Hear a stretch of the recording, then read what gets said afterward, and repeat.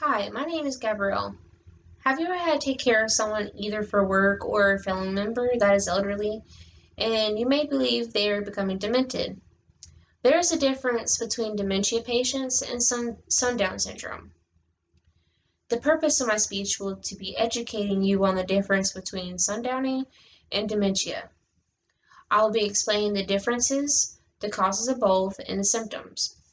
It is projected that 12.7 million elderly people will have dementia by 2050.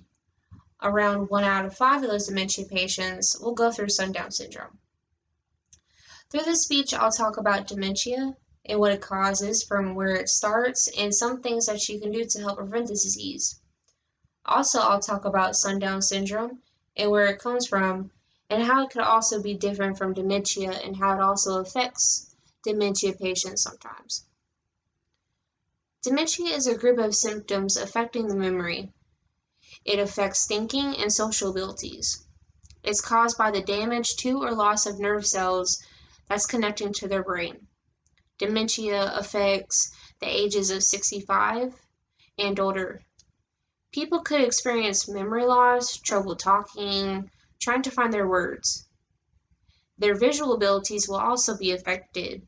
For example, getting lost while they're driving or trying to remember where they put their things at. Trying to reason with someone that's going through this disease is extremely difficult at times. A person's ability to do things may come easy to us, but when it comes to a patient that's going through these things, it can be extremely hard. They are not in control of their feelings or their mind. When it comes to a dementia patient, they will have to go through personality changing, paranoia, hallucinations, and sometimes they'll become inappropriate with someone that they know or a stranger. It says that 1 in 3 patients with dementia will die with this disease. It kills more than breast cancer and prostate cancer combined. People with sundown syndrome will experience different things than people with dementia. Sundowners happens when the daytime is coming to an end and the sun starts to set. This will trigger the patient to become someone else. It is also caused by the disturbance of their 24-hour body clock. Their bodies will not be able to know when it is time to go to sleep. That is caused by the physical changes to their brain. It will become worse as the night goes on. They will experience restlessness, they will be disoriented, they will become agitated, and then also they will become demanding and be on guard about everything. Sometimes they will yell, pace back and forth, have mood swings, and see things. Up to 1 in 5 patients that have dementia will experience sundowners, but that does not mean if someone has dementia, they will have sundowners at night. Some elderly people will be healthy and just experience sundowners once in their life. There are some things that you could do to prevent this disease, such as finding things that will relax the patient or finding some things that they enjoy doing. Try to avoid them taking naps during the day, so they will be tired as the night comes.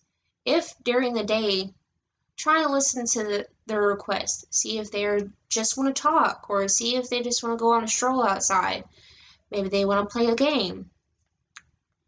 Such little things will help the patient relax and keep their mind clear. And then when the night comes, their minds will be empty and they'll just want to go to sleep. Dementia and sundowners are very alike, but sometimes people will confuse the two, and that person will not get the help that they need. Sundowners does sometimes appear in dementia, but not always. They are separate diseases.